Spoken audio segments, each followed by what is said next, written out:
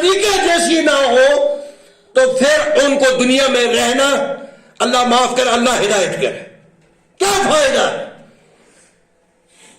عائشہ صدیقہ کی نقش قدم پر چلنے والی ہو، نام بھی اسی کا ہو، نام فاطمہ ہو، اور وہ زین کی پینٹ لگا کر اوپر سے ڈرامہ کرے، اسلام کو توہین کرے، یہ تو اسلام کی توہین ہے۔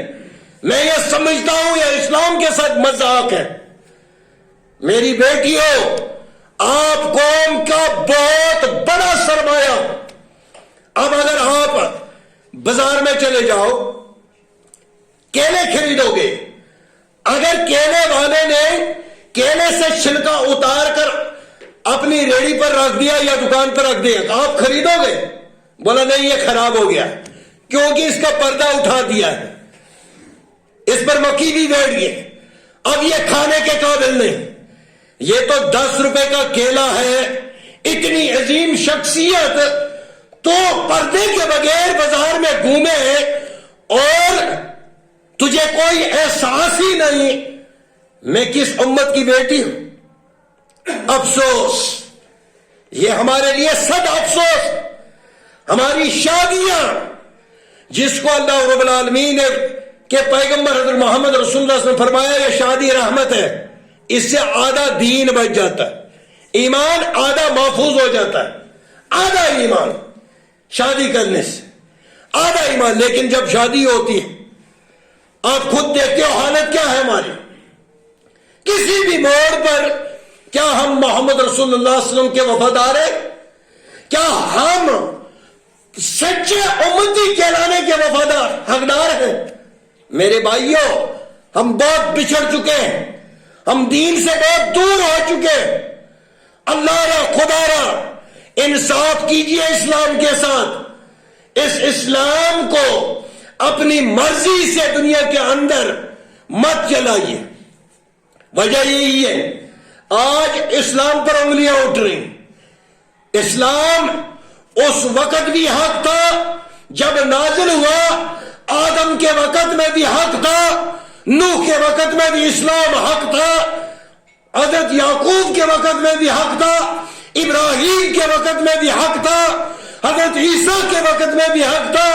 1,24,000 پیغمبر آئے، اس وقت بھی اسلام حق تھا، اور جب محمد رسول اللہ صلی اللہ علیہ وسلم مبعوث ہوئے، اس وقت بھی اسلام حق تھا، سچا تھا، اور قیامت کی دیواروں تک اسلام حق اور سچا رہے گا۔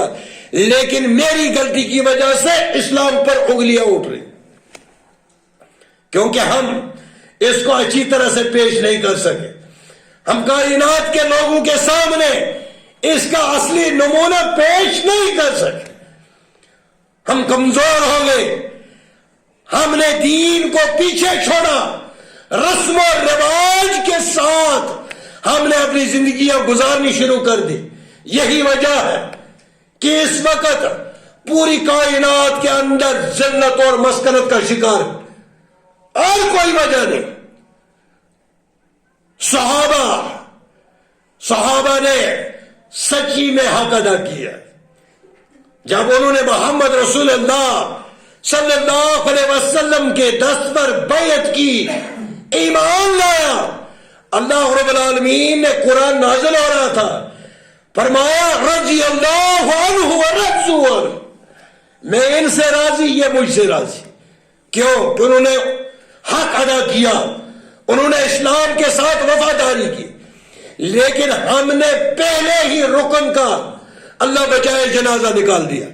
پہلا رکن توحید، توحید کے بغیر کوئی بھی عمل قابل قبول نہیں۔ جس کی توحید کے اندر کمزوری ہے، چاہے وہ کتنے بھی اعمال کر لے، کتنا سونا خرچ کر لے، کتنا مال اللہ کی راہ میں خرچ کرے، اس کا وہ مال رد ہو جائے گا، وہ قبول نہیں ہوگا۔ ایسے میں سمجھاؤ، ایک آدمی کعبہ کی حفاظت کر رہا ہے، کعبہ کی حفاظت کرتے کرتے وہ مر گیا۔ ہماری نظروں میں بہت عظیم انسان ہے جو کعبہ کا دفاع کرتے کرتے مارا گیا، لیکن اگر وہی آدمی جو کعبہ کا دفاع کرتے کرتے مارا گیا، اگر وہ شرک کرتا ہے، وہ جنت میں نہیں سیدھا جہنم میں جائے گا۔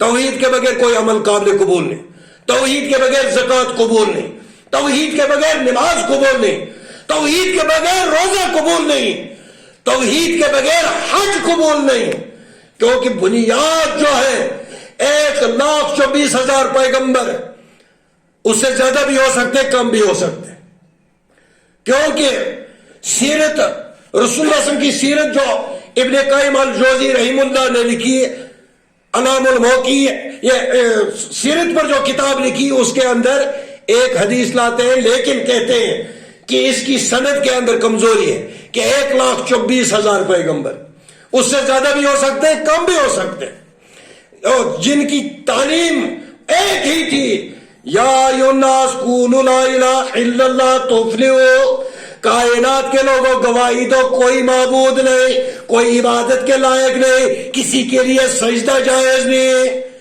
کوئی مشکل کشا نہیں، کوئی حاجت روا نہیں، الا اللہ، صرف ایک اللہ۔